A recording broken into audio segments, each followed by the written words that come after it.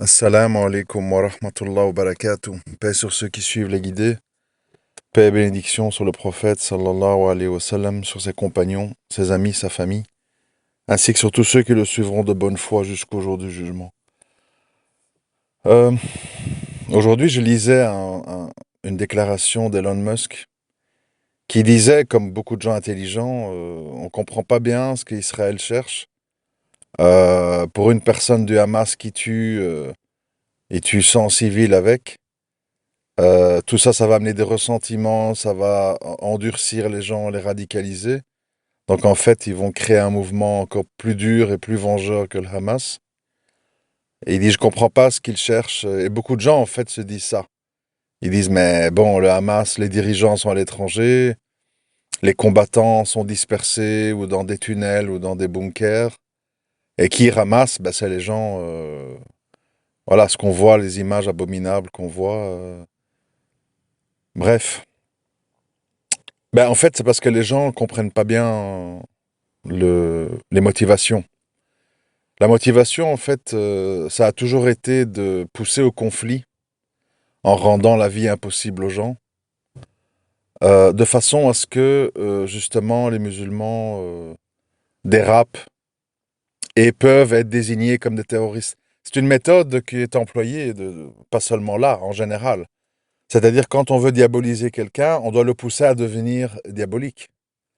Si vous voulez vous débarrasser d'un homme pour toucher son héritage ou pour le faire enfermer ou quoi, vous allez le pousser à devenir violent, vous allez l'insulter, l'humilier, le rabaisser, afin qu'il trébuche. Et puis, quand il a trébuché, vous pourrez dire à tout le monde, vous voyez, il est méchant, vous voyez, il me bat, allô, police. Bon, c'est la même méthode en fait. C'est une méthode victimaire qui consiste en fait à mettre les gens dans un tel degré de désarroi, d'horreur, d'injustice, d'oppression. Vous avez tous vu ces images de détenus palestiniens qui sont humiliés, on les met nus. Enfin bon, bref, des humiliations. Tout ça, ils savent très bien les conséquences. Les conséquences, c'est que les gens après seront vengeurs. Et comme dans leur esprit, ils sont militairement beaucoup plus supérieurs, s'ils déclenchent de la violence chez les musulmans, ils auront un alibi au niveau de l'opinion internationale pour justement commettre des actes comme ils commettent. Bombardement phosphore blanc, missiles dans les hôpitaux, les écoles, etc. Et ça passe crème. L'Amérique et d'autres disent non, non, pas de cessez-le-feu, ça va faire le jeu du Hamas, etc. Donc la méthode, c'est ça en fait. Ils veulent pousser les musulmans à bout, ils veulent les rendre radicaux, parce qu'ils savent très bien qu'après ça, si jamais des gens de type OLP, Mahmoud Abbas, ce genre de gens arrivent, et qui vont dire bon, processus de paix, machin, ils vont se faire lyncher. Les gens ont tous perdu des pères, des mères, des sœurs, des enfants. Ils n'ont pas du tout envie d'entendre parler de ça. On peut les comprendre. Et donc voilà, c'est ça le plan. On est supérieur militairement, on les pousse à la violence, ils deviennent violents, et on a un alibi mondial pour agir avec les mains libres. Et puis de là, ben voilà, ils peuvent faire toutes sortes de choses. Donc, c'est ça l'explication. Les gens ne comprennent pas. Plus, au niveau international, ça donne une carte à des gens comme Meyer, machin, là, en France, pour dire, attention, toute personne qui critique ce qu'on fait, ce qu'on est, ce qu'on veut, est un antisémite, antisioniste égale antisémite. Donc tu crées en fait une espèce de chape de plomb, pas un dôme de fer de missile, mais un dôme de fer de la liberté d'expression. Et tu vas terroriser tout le monde qui va avoir peur d'être accusé d'être antisémite et d'être tombé sous le coup de la loi. Tu vas terroriser tout le monde qui n'oseront plus critiquer. Sinon, ils seront désignés comme ceci ou cela. Encore ce matin, j'ai vu un prof en France qui a été traîné dans la boue par Meyer Habib parce il a mis des images qui correspondaient à ce qu'il pensait de ce qui se passait. Par exemple, tu vois une espèce de, comme une piscine fermée avec des murs très hauts, avec au-dessus des militaires qui tirent et qui jettent des grenades. Et en dehors de la piscine, l'Europe et l'Amérique dans des transats qui regardent en buvant un cocktail. Et les autres qui tirent dans la piscine avec tout le monde qui est dedans, le sang qui déborde partout.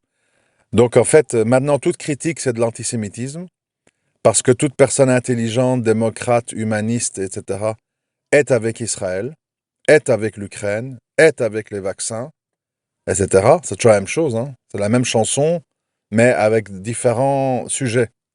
C'est-à-dire qu'il y a un sujet qui devient indiscutable. Si tu discutes, bah, tu es un complotiste, tu es un extrémiste, tu es un antisémite, tu es un révisionniste, tu es tout ce que tu veux en fait. Tu es un prix Nobel de la paix gâteux, tu es un virologue qui déconne. Voilà. Donc c'est une sorte de dictature douce qui s'installe, enfin douce de moins en moins. Et voilà, qui va... la seule façon de contrer ça, c'est des mouvements de masse. C'est-à-dire, si tu interdis les manifestations pour la Palestine, c'est un exemple, hein, et qu'il y a 500 personnes, ben, ils peuvent arrêter, mettre des amendes, etc., des procès. S'il y en a 5000, ça devient compliqué. S'il y en a 50 000, c'est foutu. Ça devient, bon, tu ne peux pas contrôler. Donc en fait, ici, c'est une question maintenant de nombre de gens qui n'ont pas peur des amendes, de la prison, des arrestations. Si les gens ont peur, ben en fait, ils vont avancer. Ils vont avancer. Hier, c'est les vaccins. Aujourd'hui, c'est ça. Et après-demain, c'est autre chose. C'est-à-dire que, comment je vais dire, le monde, les relations humaines, c'est des relations de domination dans lesquelles on utilise beaucoup la peur et le chantage affectif. Parce que ce qui se passe au niveau géopolitique, ça se passe dans les familles. C'est la même chose, mais en plus grand. C'est-à-dire, tu vois, c'est des mécanismes bien connus hein, en psychologie. Par exemple, vous avez une mère qui est méchante ou injuste, ingrate. Bon, si vous faites la moindre remarque, ah, après tout ce que j'ai fait pour toi, et le paradis est au pied des mers, crains Allah, bon, on va commencer à vous humilier avec des arguments d'autorité, avec du chantage affectif. Et tu te rends pas compte, l'accouchement, tout ce que j'ai fait pour toi, t'étais pas un enfant facile. De façon à ce que tu baisses la tête et puis tu acceptes ces injustices, ces ingratitudes. Et c'est comme ça dans les couples aussi. On déforme les histoires, on pousse l'autre à bout, on accuse l'autre de toute une série de choses. Voilà, les humains, quand ils ne craignent pas Allah et donc ils ne cherchent pas à être justes, ben malheureusement, c'est toujours des rapports de force basés sur ça, des chantages affectifs et autres.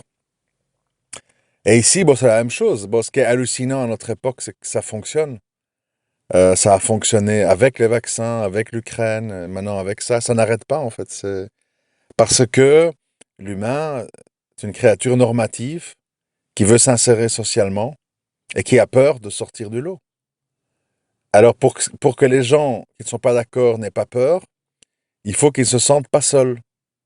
Et pour ça, là, je peux comprendre, en tout cas sur ce point-là, l'esprit de cohésion, comment je vais dire, cohésion de groupe. Bon, par exemple, ce matin, enfin, je lisais un tweet de Faiza Mohamed, je crois que c'est une journaliste ou une avocate qui est toujours fourrée avec Tariq Ramadan, enfin, on la connaît, hein, dévoilée, machin. Bon, elle a posté des enregistrements de présumés sionistes qui l'insultent. Bon, je ne vais pas répéter les insultes, vous pouvez imaginer hein, tout ce qu'on dit à une femme. Je veux dire, c'est pas le moment de l'accabler avec son voile, quoi. Bon, voilà, moi je désapprouve. Je trouve ça incohérent de se dire musulmane et de défendre l'islam et de soi-même pas l'appliquer. Bon, c'est pas un scoop.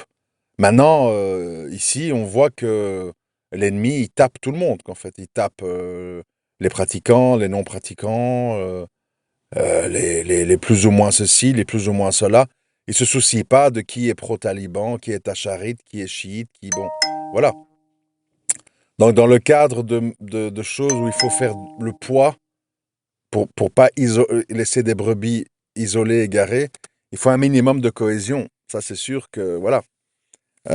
C'est ça l'enjeu, en fait, des temps à venir. C'est c'est de ne pas s'isoler au niveau de ses positions. Parce que quand tu es isolé, tu es en position de faiblesse. On te tombe dessus, on te met des amendes, on t'humilie. Quand vous êtes en groupe, c'est plus difficile. Euh, donc bon, on me dira, ouais, mais alors on fait quoi? Parce que si on devient violent, on fait le jeu d'Israël. C'est très compliqué parce que quoi qu'on fasse, soit tu souffres, soit ça se retourne contre toi. Parce que t'as pas les armes, t'as pas, il y a pas de, c'est pas égalitaire. Les gens, dans les rapports de force, ils se respectent quand chacun a des dossiers. C'est comme ça que ça fonctionne, hein, les rapports humains. Donc, c'est la même chose au niveau étatique. Quand chacun a des dossiers sur l'autre, bah, tout le monde se neutralise. Ah, si tu parles sur moi, je sors les dossiers où tu es avec des prostituées, des escort girls, des petits gamins. Ah, alors le dossier de corruption, bah, je le fais disparaître. Et c'est comme ça que ça fonctionne. La peur, c'est la seule chose qui pousse les gens à devenir raisonnables. D'où les peines corporelles en islam. Si tu as des tendances à violer, à être pédophile, à tuer, à braquer, si tu vois les conséquences visuellement de ce genre d'acte, tu vas avoir peur. Et comme tu vas avoir peur, tu vas te restreindre. Si on te dit, tu vas rester 6 mois en prison, tu joues à la PlayStation, tu fais du fitness, tu as des visites, etc., les gens disent, ouais, bon, c'est pas grave, ça, je peux... Voilà. C'est comme ça. Qu'on le veuille ou non, que ça plaise ou non, l'humain ne connaît que le langage de la peur. La peur, c'est ce qui empêche les gens de laisser leurs émotions et leurs bas instincts les dominer. Et ça les contraint à, euh, à se restreindre.